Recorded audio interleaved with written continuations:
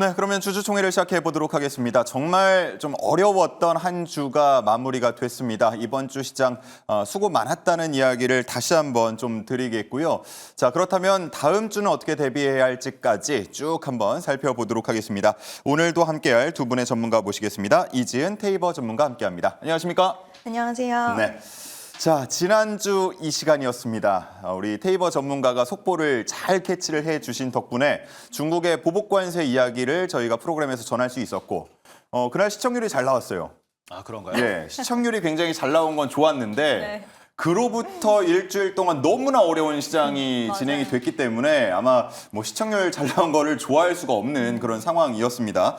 자, 일단은 당시에 34%로 시작됐던 이 서로의 맞대응 관세가 지금 125%까지 올라간 상황입니다. 궁금해요. 지난주로 돌아간다면 시장 대응을 어떻게 하라? 좀 만약에 시간을 돌릴 수 있다면 뭐라고 얘기를 좀 해주시겠습니까? 저는 계속해서 분할 매수입니다. 일단은 우리가 관세 유예가 뜬 날 다들 확인하셨겠지만 급등하는 모습도 보였고요. 그런 어제 조금 조정을 받았다라는 점에서 조금 실망하신 분들도 계시겠지만 오늘 같은 경우에도 좀 이따가도 말씀을 드리겠지만 지금 시장이 장난이 아닌 상황이에요. 30년물 채권도 올라가고 있고 10년물 채권도 지금 4.4%를 넘어가는 그런 모습을 보이고 있다 보니까 오늘 미국에서 기대하는 거는 기대 인플레이션 또 높게 나올 거고요. 그런 부분에 있어서 트럼프를 상대로 시장이 또 한번 협상을 할 거다라는 부분에 대해서 좀 우리가 오늘 밤은 체크를 많이 해보셔야 되지 않을까. 그러면은 다시 한번 관세 유예처럼 중국에서도 이제는 커트를 딱 쳤습니다. 더 이상 우리는 미국에서 이렇게 관세로 시비 거는 거 이제 대응하지 않겠다 이렇게 얘기가 나왔기 때문에 이제는 트럼프가 뭔가 이제 좀 결단을 내려야 되는 그런 상황이지 않나라고 볼 수 있는 대목이고 이 부분이 어찌 보면은 다음 주에 방향타를 가릴 수 있다. 결국에는 우리가 수요일날 확인하셨던 그 소위 말하는 살 걸이라는 게 계속해서 분할 매수로 접근하는 게 유효하지 않을까 이렇게 생각하고 있습니다. 네, 좋습니다. 중국 쪽에서 나오는 얘기들 보면은 사실상 60% 이상으로 올라갔을 때는 대동소이하다 그 효과가. 그래서 그 이상으로 서로 부르는 값은 사실상 자존심 싸움이 될 수도 있는 말 그대로 치킨 게임이 될 수도 있는 그런 상황인데 자. 제가 지난주에 조금 놓친 게 있다 그러면 당시 저희가 그 중국의 보복관세 소식을 전할 때 애프터마켓이 열려있는 상황이었단 말이죠. 네. 그래서 그때 즉각적으로 무언가 대응 방안을 말씀드렸다면 좋았겠지 않았는가 이런 좀 아쉬움이 개인적으로는 있었는데 네. 자, 그때로 한번 돌아가 본다고 치고 네. 보복관세 소식을 저희가 딱 전하면서 애프터마켓이 열려있는 상황이다. 네. 당시로 돌아간다면 뭐라고 말씀을 해주시겠습니까? 일단 애프터마켓을 보고 굉장히 당황하신 분들 많이 계실 것 같은데 그래도 일단은 좀 관망하자라고 좀 말씀을 드렸을 것 같고요. 사실 애프터마켓에서 이렇게 매매를 하는 게 쉽지 않은 부분도 있어요. 그쵸. 이게 막상 상한가 갔는데 물량 자체는 거의 없고 이런 경우들도 많이 있어서 또 금요일 저녁이라서 많은 분들이 못 보시는 분들도 계셨을 거라서 일단 저는 관망하자. 그리고 주말 동안에 좀 좋은 소식이 나오기를 한번 기다려보자라고 말씀을 드렸을 것 같습니다. 네, 좋습니다. 자, 그리고 일주일이 지났고 앞서서 말씀드린 것처럼 이제는 세 자릿수를 넘는 관세를 서로에게 부과하겠다라고 얘기를 하고 있는 상황입니다. 자, 그래서 이번 주 쭉 돌아보고 이제 다음 주 또 대응 전략까지도 알아볼 텐데 일단 이번 주 증시 간략하게 분석을 해주신다면요. 트럼프가 모든 걸 다 했죠. 트럼프가 얘기를 하면서 이제 증시가 빠졌고요. 트럼프가 또 얘기하면서 증시가 올라가고 그런 모습들을 보였다라는 점. 그래서 지난주 같은 경우에는 미국이 시장을 만들었고 그리고는 트럼프가 시장을 만든 한 주였다. 이렇게 간단하게 정리할 수 있을 것 같습니다. 정말 말 그대로 트럼프 한 인물에 의해서 전 세계 금융시장이 움직였던 그런 한 주였던 것 같고요. 이준 전문가님, 사실 이 얘기에 더할 말이 있나 싶긴 한데 네. 좀 추가를 해주신다면요. 저도 비슷했는데 이제 처음에 미 증시가 폭등을 했을 때 우리나라 증시도 연동이 돼서 이제 상승이 나오다가 또 정책 관련된 종목들이 수급을 좀 이어가면서 가야 될 종목들이 못 가는 거 아닌가라는 좀 그런 속상한 마음이 있었어요. 근데 시장이 다음날 조정이 나오면서 오히려 이런 종목들이라도 있어서 다행이었다라는 생각으로 또 바뀌는 그런 마음이 좀 왔다 갔다 하는 그런 한 주의 흐름이 아니었나라고 생각이 들고요. 미국 증시 대비해서는 그래도 변동성이 그나마 좀 덜했던 한국 증시였던 것 같습니다. 그걸 다행이라고 생각해야 될지는 모르겠지만 일단은 지금 모두가 좀 힘든 시간을 겪고 있으신 것 같은데 빨리 하루빨리 좋은 날이 오기를 기대를 해보도록 하겠습니다. 네, 좋습니다. 자, 이렇게 이번 주 간략한 리뷰를 들어봤고요. 이제는 키워드를 짚어보면서 조금 더 깊은 이야기로 들어가 보도록 하겠습니다. 자, 먼저 첫 번째로 준비된 키워드는 무엇인지 바로 만나보시죠.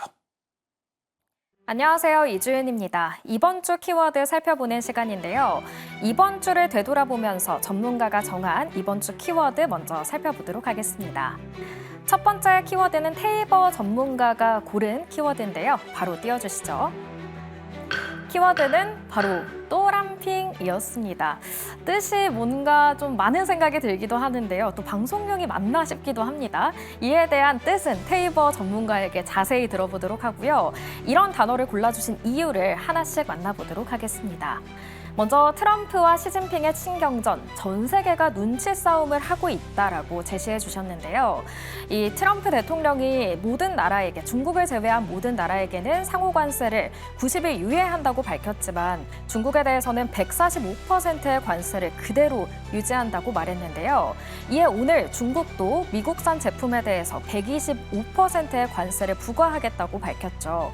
이렇게 승자 없는 싸움이 계속되고 있는 가운데 진정한 승자는 누가 될지 잠시 후에 자세히 이야기 나눠보도록 하고요.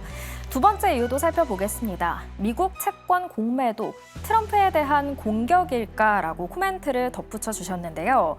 트럼프 대통령이 이 상호 관세를 유예한 이유 중 하나가 바로 국채 시장이었다고 합니다.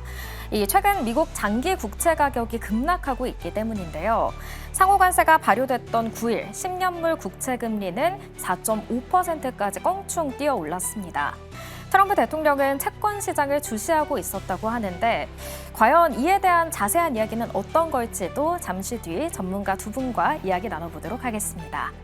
마지막은 90일 관세 유예, 다음은 미중 관세 협상인가라는 말인데요. 이 상호 관세가 90일 유예되면서 우리 시장은 그래도 안도의 한숨을 내쉬었습니다. 하지만 미국과 중국의 치킨 게임은 앞서 말씀드린 대로 계속되고 있는데요. 이 다음 스테이지, 바로 미국과 중국의 관세 협상이 아니냐라는 이야기도 나오고 있습니다. 그 이유는 트럼프 대통령이 계속해서 중국과의 협상을 하고 싶다라는 의사를 표명하고 있기 때문인데요. 과연 이 협상이 정말 이루어질 수 있을지 잠시 뒤에 더 구체적으로 이야기 나눠보도록 하고요. 이렇게 테이버 전문가가 고른 키워드 만나봤고요. 이야기 직접 들어보도록 하겠습니다.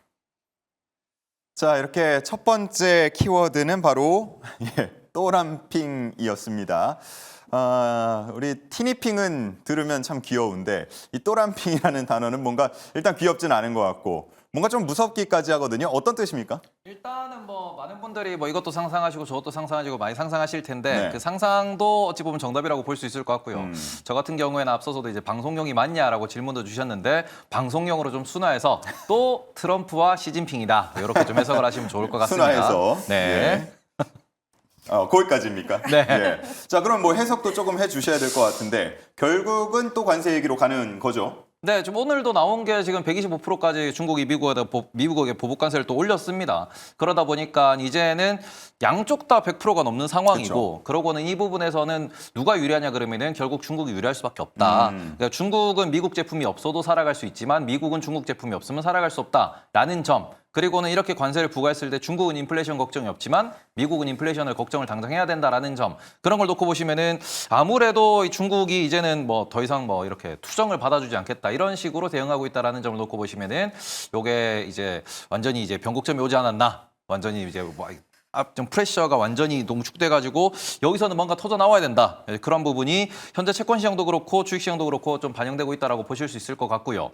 이게 아마 오늘 중에 트럼프가 아마 지금 자고 있을 거예요. 이제 일어나셨을 텐데 네. 일어나셔가지고 이제 또 이제 아주 격분을 하신 그런 이제 모양새를 보여주실 것 같은데 그 부분이 어떻게 결론이 나는지 오늘 매우 중요한 날이 될 것 같다. 이렇게 체크하실 수 있을 것 같습니다. 예, 중국은 내수 시장 규모가 워낙 크고 내수로도 어느 정도 경제가 돌아갈 수 있기 때문에 결국은 중국이 좀 더 유리하지 않을까라는 말씀도 해주셨는데 근데 지금 내수 상황이 워낙 좋지 않다 보니까 일각에서는 트럼프가 과거에서처럼 이게 무역 관세 전쟁을 넘어서 무언가 금융 제재까지 또 한 번 압박을 하게 된다면 중국이 또 움츠러들 수도 있지 않을까 이런 분석들도 전망들도 일각에서는 나오고 있더라고요. 그렇게까지 극한으로 갈 가능성은 뭐 크진 않을까요? 어떻습니까? 근데 일단은 지금 지난 한 5년 정도 시간 동안 중국이 가장 신경을 썼던 건 뭐냐 그러면 달러와의 관계, 달러와의 사슬을 끊어내는 모습을 보였습니다. 그러면서 중국 정부가 금도 많이 이렇게 매입하는 모습을 보였고요.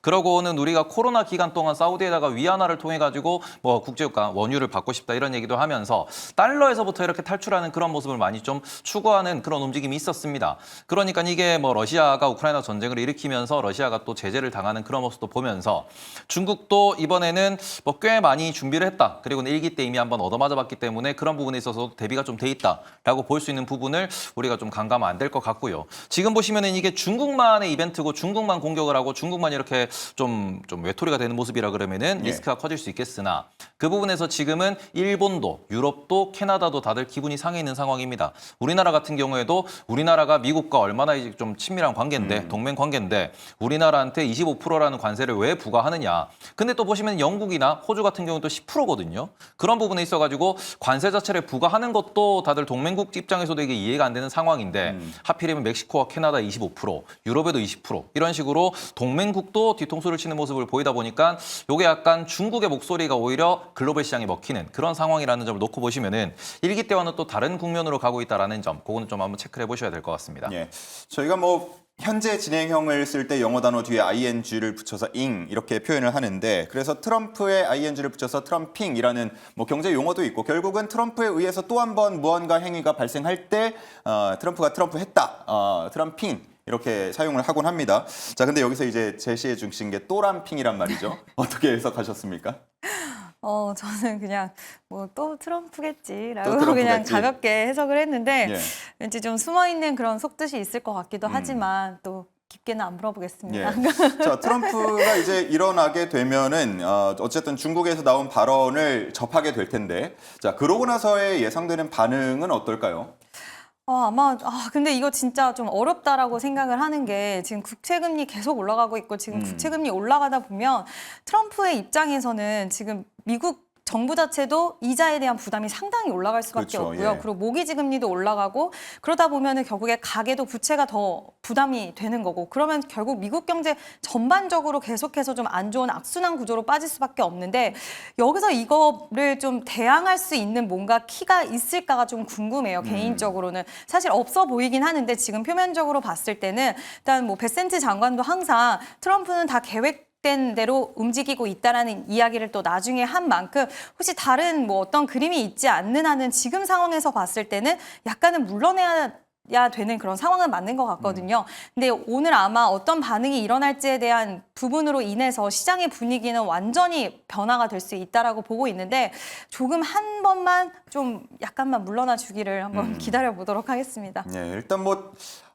친구, 네. 뭐 존중한다, 뭐 이런 표현까지는 나왔는데 그보다 더 나아간 표현이 나올지 한번 주목을 해보도록 하겠고 채권 말씀을 해주셨는데 저희가 지난주에 이 자리에서 그런 얘기했잖아요. 몇 주 전만 하더라도 4.5% 얘기했는데 이제 벌써 어느덧 3.8%네요 라고 지난주에 분명히 저희가 얘기를 했단 말이죠. 그런데 일주일밖에 지나지 않았는데 다시 4.4, 4.5예요. 지금 10년물이 현 시간 기준에서 4.393, 4.395까지 올라가고 있는 상황이고요. 그리고는 30년물 기준에서는 4.83까지 올라가 있는 상황입니다. 어찌 보면은 일주일 동안 엄청나게 이제 뭐 공매도라고 볼 수 있는 그런 수준의 매도가 지금 터지고 있는 상황이고요.